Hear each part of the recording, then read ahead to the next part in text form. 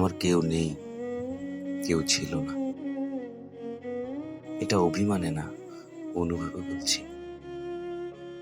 যারা এসেছিল আমার জীবনে তারাই আমাকে আলো ভেবে পথ চিনিয়ে বাড়ি ফিরে গেছে।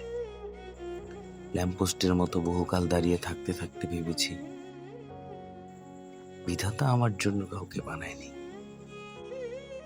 এক মাথার উপর আকাশ ছাড়া আমাকে কেউ ভালোবাসেনি।